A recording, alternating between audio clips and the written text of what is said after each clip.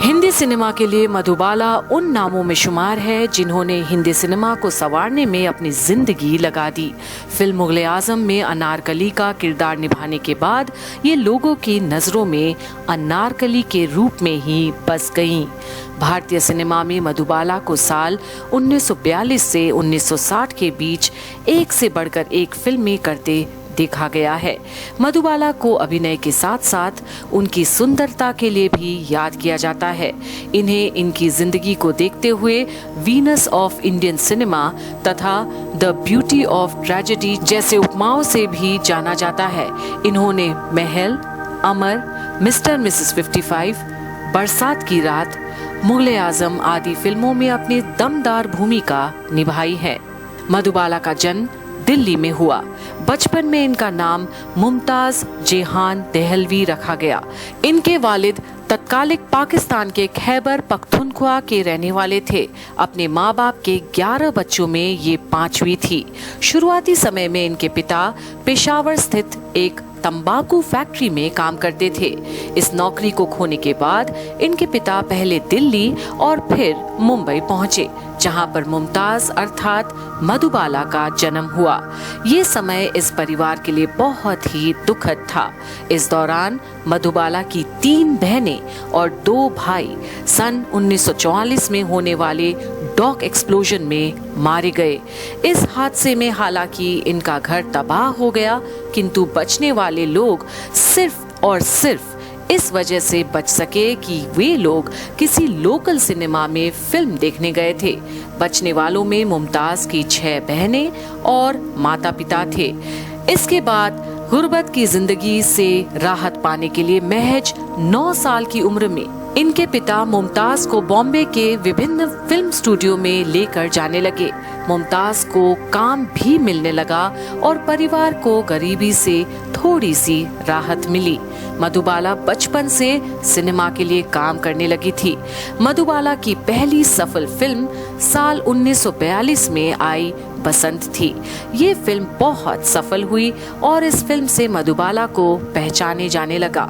जानी मानी अभिनेत्री देविका रानी मधुबाला के अभिनय से बहुत ही प्रभावित थी। उन्होंने ही मुमताज देहलवी को मधुबाला के स्क्रीन नेम से काम करने की सलाह दी थी। साल 1947 में आई फिल्म नीलकमल में महज 14 साल की उम्र में मधुबाला को राज कपूर के साथ कास्ट किया गया था। ये फिल्म इनकी मुमताज के नाम से आखिरी फिल्म थी। इसके बाद आने वाली सभी फिल्मों में इनका स्क्रीन नेम मधुबाला ही रहा। मधुबाला की करियर में स्टारडम की चमक को साल 1949 के दौरान देखा जाता है। ये स्टारडम इन्हें बॉम्बे टॉकीज बैनर तले बनी फिल्म महल के साथ मिला। इस फिल्म के लिए हालांकि पहले मशहूर अभिनेत्री सुरैया को चुना गया था, किंतु स्क्रीन टेस्ट के दौरान फिल्म निर्देशक कमाल अमरोही को मधुबाला इस रोल के लिए अधिक फिट लगी और इन्हें इस रोल के लिए नियुक्त कर लिया गया। ये फिल्म इस साल भारतीय सिनेमा के बॉक्स ऑफिस पर 30वीं सफल फिल्म थी। इस फिल्म के बाद मधुबाला की दुलारी, बेकसूर, तराना तथा बादल आदि फिल्में एक के बाद एक सफल साबित हुई। मधुबाला को अपने करियर के दौरान ऊंचा से ऊंचा मकाम हासिल हुआ। ये मकाम इन्हें उस वक्त के सुपरस्टार अभिनेता अभिनेत्री, मशहूर फिल्म निर्देशक के फिल्मों में काम करने की सूरत में हासिल हुआ। इन्होंने तत्कालिक समय के मशहूर अभिनेता मसलन अशोक कुमार, राजकुमार, रहमान, दिलीप कुमार, सुनील दत्त, शम्मी कपूर, देव आनंद आदि के साथ काम किया। इसके साथ ही इन्हें समय के लीडिंग अभिनेत्रियां मसलन गीता बाली, सुरैया, निम्मी आदि के साथ काम करने का भी मौका मिला। निर्देशकों में इन्हें कमाल अमरोही, के आसिफ, गुरुदत्त आदि का मार्गदर्शन प्राप्त हुआ। सन 1955 में मधुबाला फिल्म नाता तथा सन 1960 में फिल्म महलों के ख्वाब की निर्माता रही। इन्होंने फिल्म महलों के ख्वाब में निर्माता के साथ अदाकारी का भी कार्य किया। सन 1950 के दौरान आने वाली सभी तरह की फिल्मों में मधुबाला अपने जलवे बिखेरने में लगी हुई थी। इसी साल आई उनकी फिल्म हंसते आंसू वह हिंदी फिल्म बनी जिसे पहली बार भारतीय फिल्म बोर्ड द्वारा ए सर्टिफिकेट प्राप्त हुआ। मधुबाला के अभिनय के साथ उनकी सुंदरता भी लोगों को खूब रिझाती थी। साल 1956 में इन्होंने 2 कॉस्ट्यूम ड्रामा जॉनर की फिल्म की।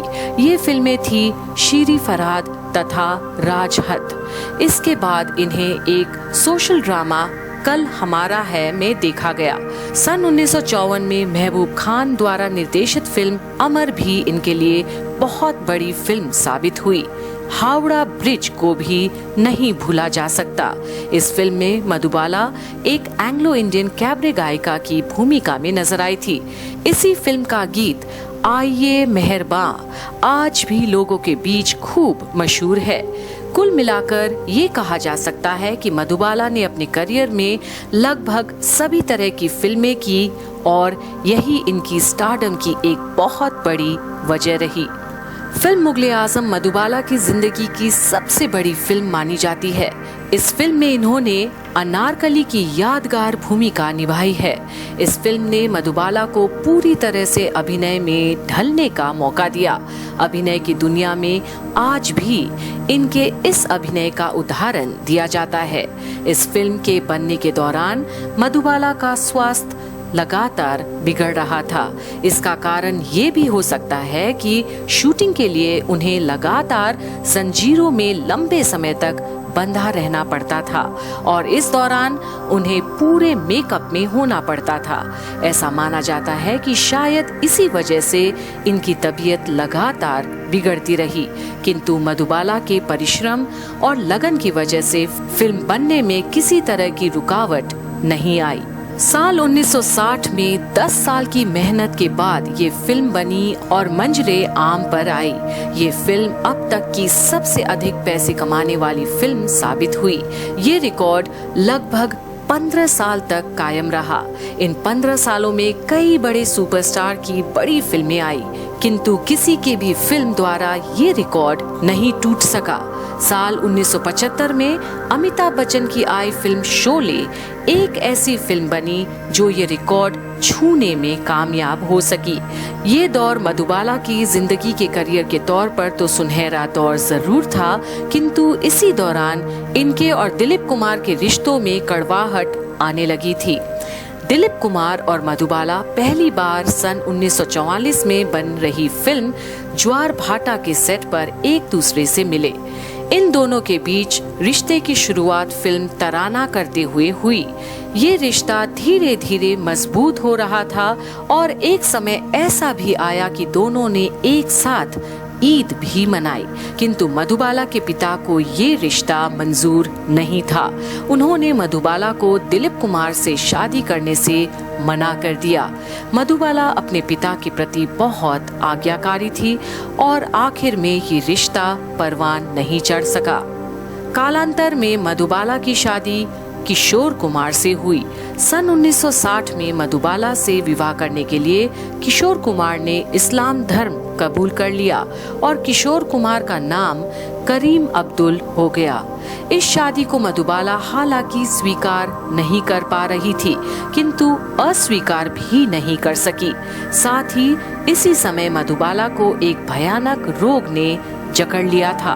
किशोर कुमार इस बात को जानते थे, किंतु किसी को भी इस बीमारी की गहराई का अंदाजा नहीं था।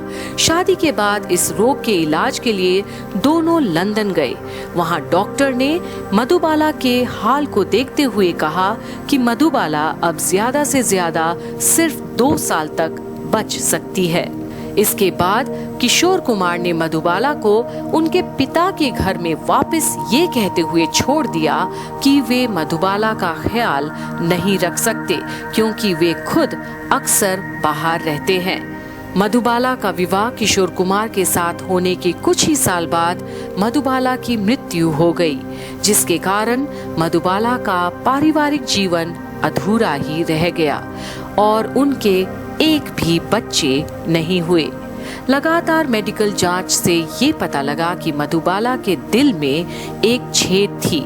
इस रोग को हालांकि फिल्म इंडस्ट्री से छुपा कर रखा गया। इस रोग की वजह से उनके बदन में खून की मात्रा बढ़ती जा रही थी और ये अतिरिक्त खून उनकी नाक और मुंह से बाहर आने लगता था। डॉक्टर भी इस रोग के आगे हार गए और ये भी कहा गया कि यदि इसका ऑपरेशन भी किया गया तो ये 1 साल से अधिक समय तक जिंदा नहीं रह पाएंगी। इस दौरान इन्हें अभिनय छोड़ना पड़ा। इसके बाद इन्होंने निर्देशन का रास्ता अपनाया। साल 1969 में इन्होंने फर्ज और इश्क नाम की फिल्म का निर्देशन करना चाहा, किंतु ये फिल्म बन नहीं पाई और इसी वर्ष 23 फरवरी 1969 को अपना 36वां जन्मदिन मना लेने के 9 दिन बाद इस हसीन रूप की रानी ने दुनिया को हमेशा के लिए अलविदा कह दिया। तो यहीं पर हम संपन्न करते हैं मधुबाला की जीवनी और आप हमारे साथ ज़रूर शेयर कीजिएगा कि आपको मधुबाला की किन किन फिल्मों सबसे ज़्यादा पसंद आई और आपको मधुबाला में सबसे ज़्यादा खास क्या लगता था।